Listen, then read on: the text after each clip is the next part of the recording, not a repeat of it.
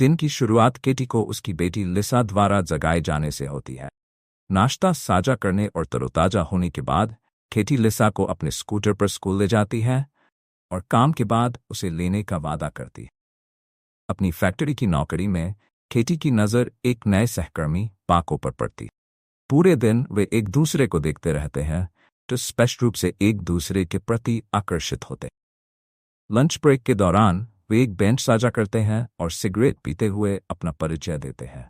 इससे टॉयलेट में एक अलग मुठभेड़ होती है जिसमें संदेह से बचने के लिए पाको पहले बाहर निकल जाता है। हालांकि काम पर लौटने पर केटी अचानक बेहोश हो गई। इस बीच लिसा देर से आने वाली अपनी मां का धैर्यपूर्वक इंतजार करती है, माफी मांगती है और अपने बेहोश होने की घटना का जिक्र किए बिना काम में देरी को जिम्मेदार ठहराती है। अगले दिन जब केटी और पाको एक दूसरे से मिलते हैं तो वे अपने पिछले दिन की हरकतों पर हंसते हैं, यह स्वीकार करते हुए कि ये उन दोनों के चरित्र से बाहर था। वे उस रात डेट जाने का फैसला करते हैं, ये जानते हुए कि लिसा आत्मनिर्भर है। केटी पाको के साथ डेट पर जाने से पहले उसके सो जाने का इंतजार करती। पाको के देर से आने के बावजूद दोनों एक साथ समय का आनंद लेते हैं पर केटी के अपार्टमेंट में पहुंच जाते हैं। उनकी देर रात की गतिविधियों से लिसा जाग जाती है, जो रात भर उनकी बातें सुनती रहती।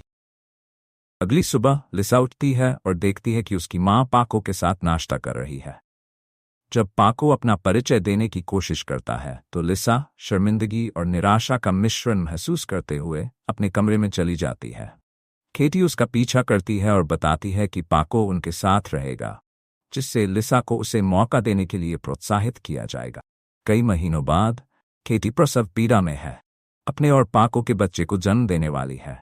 पाको ने लिसा से पूछा कि वह अपने नए भाई का नाम क्या रखना चाहेगी, तो वह रिकी कहती है।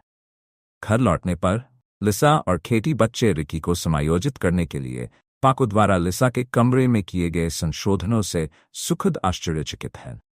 जब रिकी रोने लगा तो परिवार भोजन के लिए मेज के चारों ओर इकट्ठा हो गए। पाको ने मजाक में सुझाव दिया कि रिकी रो रहा है क्योंकि वह उनकी कुछ शैंपेन चाहता है और खेल खेल में अपनी उंगली उसमें डुबोता है और बच्चे को स्वाद देने का नाटक करता है। ये कृत्य केटी को परेशान करता है, जो रिकी को उठा लेती है और सूक्ष्मता से पाको के पालन पोषण के प्रति अपनी अस्वीकृति व्यक्त करती है। दूसरे दिन लिसा स्कूल से घर आती है और पाको को दूसरी महिला से बात करते हुए देखती है। वह इस बात का जिक्र अपनी मां से नहीं करती। अंदर वह और केटी जीत की उम्मीद में टीवी पर लॉटरी देखते हैं, लेकिन वे हमेशा की तरह निराश होते हैं।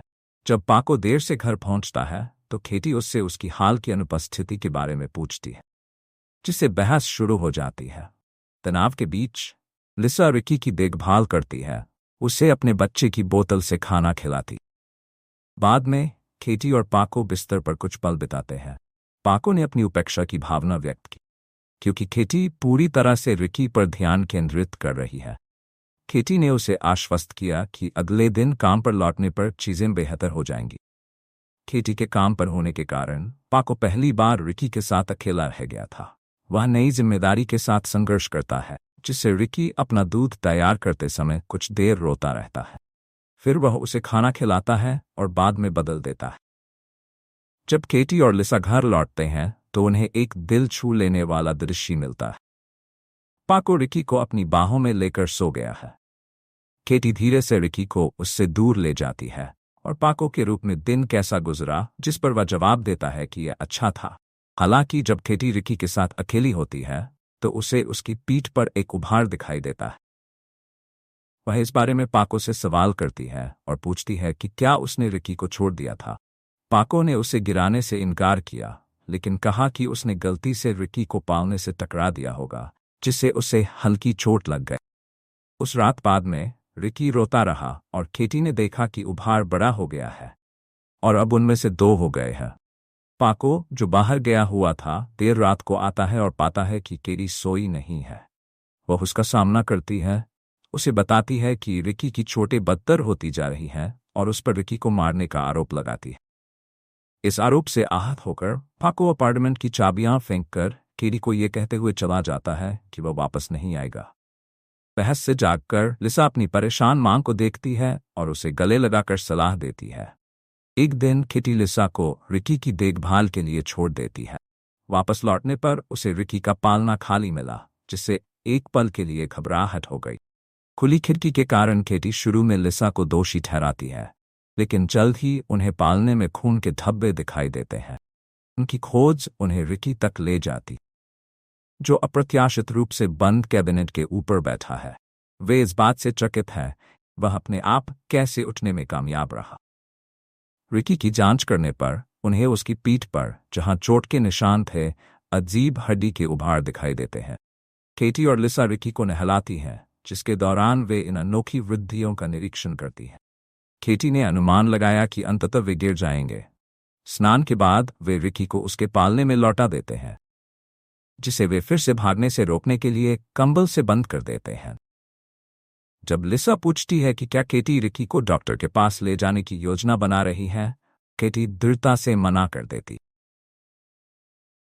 जैसे ही लिसा स्कूल जाने की तैयारी करती है, केटी उसे चेतावनी देती है कि वह रिकी की स्थिति के बारे में किसी को न बताए।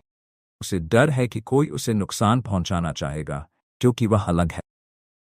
एक रात केटी को पता चलता है कि पाको ने रिकी को नहीं मारा, और वह उसे बुलाने के बारे में सोचती है, लेकिन अंततः इसके खिलाफ फैसला करती। समय के साथ रिकी का शकल छोटे पंखों में विकसित हो गया। केटी उन्हें मापती है और फिर पंखों को समायोजित करने के लिए अपनी शर्ट को संशोधित करती है। लिसा रिकी पर मोहित हो जाती है। उसकी तुलना एक देवदूत से करती है, जिस पर केटी मजाकिया ढंग से जवाब देती है कि वह चिकन की तरह हो सकता। जैसे जैसे समय बीतता जा रहा है, रिकी के पंखों में पंख पड़ते जा रहे हैं।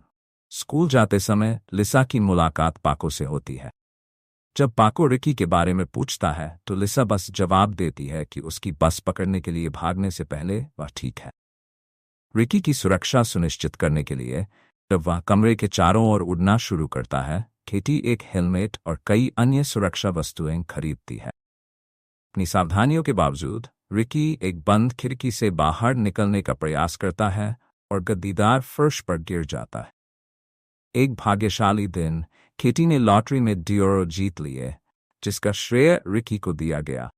वह रिकी और लिसा को कुछ पैसे खर्च करने के लिए एक डिपार्टमेंटल स्टोर में ले जाती, जबकि केटी और लिसा उत्पादों को ब्राउज करने पर ध्यान केंद्रित कर रहे हैं। रिकी अपना कोट उतार देता है और स्टोर के चारों ओर उड़ना शुरू कर देता। रिकी को उड़ते हुए देखकर खरीदारों में अविश्वास पैदा हो गया, जिसके कारण उन्हें दुकान खाली करनी पड़ी। सुरक्षाकर्मी रिकी को पकड़ने के लिए सीढ़ियां लेकर आते हैं। जैसे ही वे अंततः उसे पकड़ने में कामयाब होते हैं, केटी व्यथित होकर रिकी की सुरक्षा के लिए चिंतित होकर वहां पहुंचती है। कुछ ही देर बाद रिकी को डॉक्टर के पास ले जाया गया। प्रतीक्षा कक्ष में केटी स्पष्ट रूप से चिंतित है। डॉक्टर के कार्यालय के अंदर उसने केटी को आश्वासन दिया कि रिकी सुरक्षित रूप से दूसरे कमरे में सो रहा है। तब डॉक्टर ने उसे सूचित किया कि वे उसकी मंजूरी के बिना किसी भी प्रक्रिया के साथ आगे नहीं बढ़ सकते, और सर्वोत्तम सलाह साबित करने के लिए रिकी और परिवार पर परीक्षण चलाने की इच्छा व्यक्त करते। रिकी को लेने और घर जाने का फैसला करते हुए केटी को पापराजी परेशान करती है, जिससे डॉक्टर को उसके लिए टैक्सी बुलाने के लिए मजबूर होना पड़ता है। वह उसे अगले दिन फोन करने की सलाह देता है। कैब में केटी लिसा से कहती है कि वे दोबारा डॉक्टर से बात नहीं करेंगे। घर पहुंचने पर वह देखती है कि उसकी इमारत समाचार संवाददाताओं और जिज्ञासु पड़ोसियों से भरी हुई है। केटी किसी के साथ उलझती नहीं है और अपने अपार्टमेंट में जाने में कामयाब हो जाती। टीवी चालू करते हुए वह देखती है कि स्टोर की वह घटना जहां सभी ने रिकी को उड़ते हुए देखा था, पूरी खबर में है। अगले दिन उनका घर समाचार टीमों से और भी अधिक घिरा हुआ है। जब दरवाजे पर दस्तक होती है, लिसा पाको को खोजने के लिए दरवाजा खोलती। जब केटी पाको से मिलने आती है, वह लिसा को उसके कमरे में जाने के लिए कहती है ताकि वे बात कर सकें। रिकी को टीवी पर देखकर पाको ने आश्चर्य व्यक्त किया।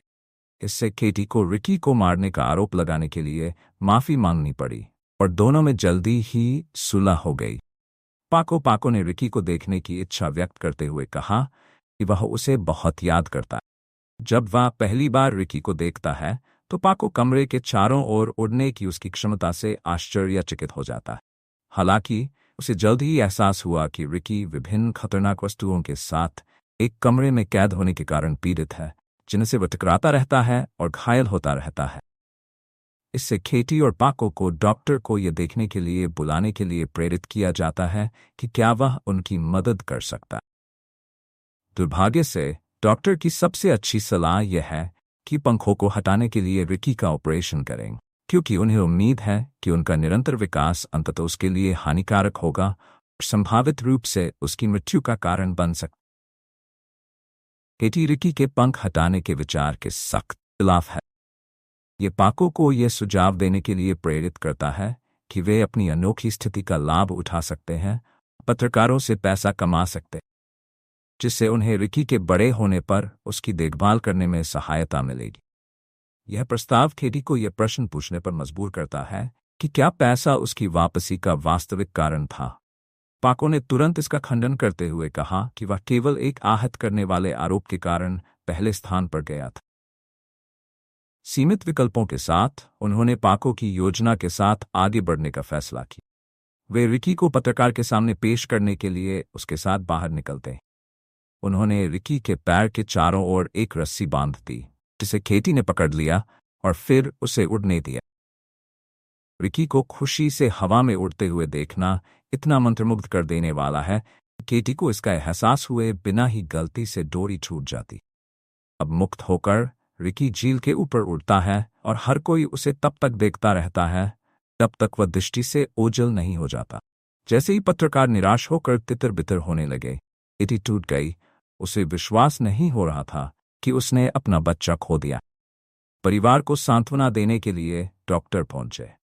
जब पाको ने अपना डर व्यक्त किया कि केटी इस घटना के लिए उसे दोषी ठहराएगी क्योंकि पत्रकारों को शामिल करने का विचार उसका था, तो डॉक्टर ने उसे समझदारी से कहा कि अगर वह उसके साथ रहेगा तो वह उसे दोष नहीं देगी, जिससे यह साबित हो जाएगा कि सिर्फ पैसे के लिए वहां नहीं आया। आशा छोड़ने से इनकार करते हुए परिवार ने पर्चे छपवाए और उन्हें वितरित करना शुरू कर दिया। कठोर वास्तविकता के एक क्षण में पाको ने केटी को बताया कि पर्यावरण में असंख्य खतरों को देखते हुए इसकी संभावना नहीं है कि रिकी जीवित बचे। इसे स्वीकार न करते हुए केटी एक दिन झील के चारों ओर टहलती है और पानी में उतर जाती है। उसे आश्चर्य हुआ जब उसने रिकी को अपने ऊपर उड़ते हुए देखा। वह उसे बुलाती है, उसे आश्वस्त करती है कि वह उसकी माँ है और उससे दूर न उड़ने के लिए कहती है। रिकी उतरता है और वह यह देखकर आश्चर्यचकित हो जाती है कि वह कितना बड़ा हो गया है, यहाँ तक कि अब चलने में भी सक्षम हो गया है। केटी ने रिकी से माफी मांगते हुए कहा कि उसका इरादा स्ट्रिंग को छोड़ना नहीं था। वह बहुत सुंदर उड़ रहा था। खुशी के इस पल के साथ वह रिकी को फिर से उड़ते हुए देखती है। इस बार उसके चेहरे पर मुस्कान के साथ उसे एहसास होता है कि वह खुली दुनिया में स्वतंत्र रूप से उड़ने के लिए बना है।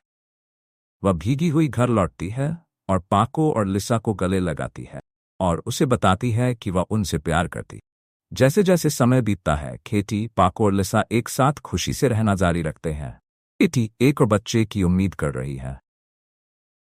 अगर आपको फिल्म पसंद आई तो लाइक बटन पर क्लिक करें और हिंदी में अन्य अद्भुत फिल्मों की नोटिफिकेशन पाने के लिए सब्सक्राइब करें और बेल आइकन को क्लिक करें। वीडियो को अपने दोस्तों और परिवार के साथ शेयर करें। Thank you for watching amazing recaps Hindi.